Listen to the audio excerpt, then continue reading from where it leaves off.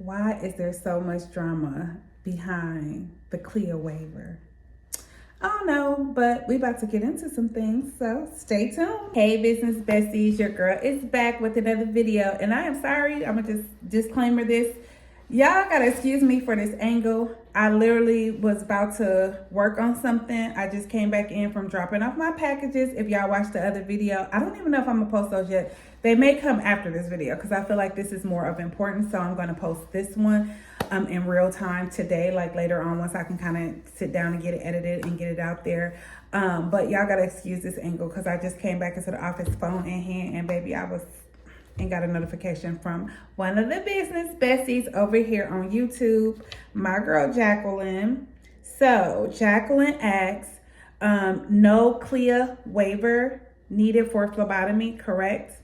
We about to get into it because you don't need it, but you do need it. It just depends on how you got your lab set up, right? So let's get into why you wouldn't need a CLIA waiver, right?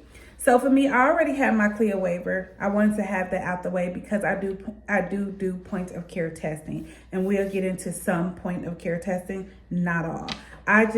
This is always a debate. And first and foremost, like I always tell y'all, do your due diligence, because just because I may need a CLIA in my state doesn't mean you may need a CLIA, or vice versa. If my state didn't require me to have one, but your state did, none of us would know that until we actually looked it up to see what our state requirements are. And y'all, this stuff is easily accessible for free with the click of a button on ChatGPT or Google. I promise you the information is out there, right? And that's what I did because I didn't even know what a CLIA was prior to me getting in this industry, because I never needed one before. So it wasn't no reason for me to know or look it up or understand.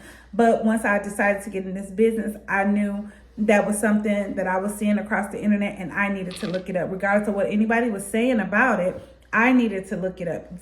Do I need this? And I needed it because I don't just offer rapid. Some places are saying, oh, you don't need it for rapid. Some places do need a CLIA for rapid, some don't. And even if it do or don't, there might be some other things that you do that fall up under the scope of point of care testing where you're giving rapid results, where you would need a CLIA to cover yourself. If you don't want to get one and you decide you want to do these tests, then by all means do what you want to do. And then if your state or some client complain or anything happens and you didn't get it because you didn't do your due diligence to know if you needed it, and you just solely went off the internet and what somebody else's situation was, then you're putting yourself liable regardless if you have insurance or not. You know what I'm saying? So to me, if it wasn't going to hurt me regardless, why wouldn't I want it? It just makes me look more professional and more together when it put together when it comes to my business, right? So that I don't debate about. I just tell everybody, look it up. If you need it, get it. If you don't need it, don't get it. If you don't need it and you want to get it. Literally, it's just that simple in my eyes, right? But just to go into my girl's Jacqueline question, as a phlebotomist, I already had it. I already had my CLIA prior to me getting my phlebotomy because of the rapid point of care testing. As a phlebotomist, me partnering with labs and me understanding that a lot of my testing that I do requires an actual lab and not a clinical lab like myself, then I send those specimens off. So I'm technically a collector. Even if you found me from the street, I'm technically a collector because I'm not testing the specimens in here for like CBCs. Just y'all already know there's tons of blood tests that you can get, right? However, let's talk about a few point of care testings. COVID is a point of care testing that you can test and instantly receive results. So is the flu, RSV, strep, HIV, hepatitis, and the list goes on, right? You can come into my office as me being a phlebotomist, or not even a phlebotomist, but just as a lab owner, and me offering those point of care rapid testing services under my CLIA. I can do that for you. I don't need a lab to process my rapid point of care testing. However, I do need a lab as a phlebotomist to process my regular standard testing. blood samples, okay? We don't deal with testing blood here like that, you know, only the rapid point of care testing. So I hope that makes sense. And if you in this business and you have done any research, then you already know what I'm saying and it doesn't sound unfamiliar. Maybe all over the place, because what I'm saying is no, you do not have to have a CLIA if you're specifically only partnering with labs.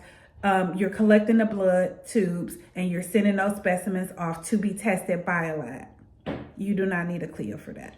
You don't. You do need your phlebotomist certification for that, but you do not need to have a CLIA if you're only going to be basically using yourself as a collection site for phlebotomy. Okay, let's make it, you got to be real clear in these streets. Nothing to you, Jacqueline, but I just know from experience, people would twist and turn or try to find any little negative piece of information that you don't have correct. That's why people are putting minimum information out there, because you got those know-it-alls that will come in and try to correct every little thing you do, but they don't share anything. They literally don't share anything. And then sometimes they sharing and they ain't even truthful themselves because they think they know it all and not willing to learn. For me, I'm always willing to learn, but from what I'm doing, my research and me having my lab open and with no issues or concerns, me as a phlebotomist, when I do any blood collections within my space, most likely they're ordered through an ordering physician, comes with a requisition, and I send those specimens off to whatever the lab is, okay?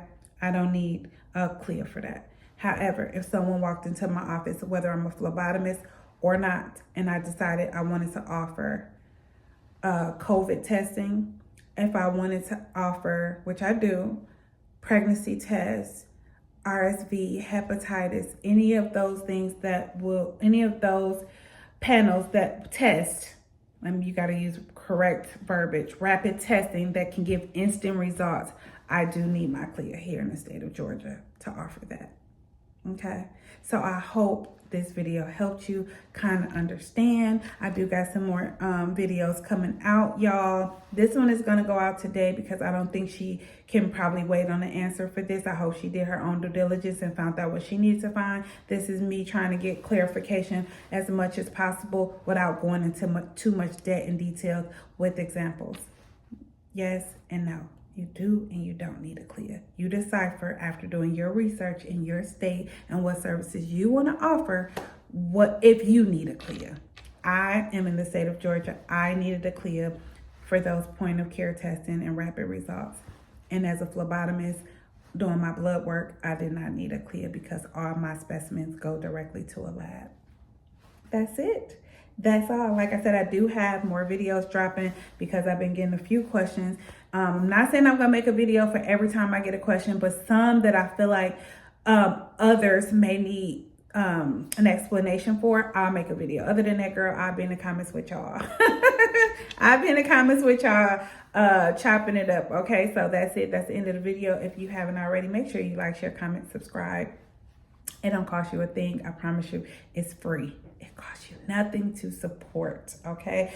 We are on the road to 1K, and I hope we're able to do it by the end of next month, y'all. That ain't asking for a lot. I done seen some miracles happen out here in these YouTube streets. So let's get your girl to 1K by the end of December. By December 31st, I want to go into the new year being excited that I hit 1K followers on YouTube or subscribers on YouTube, okay?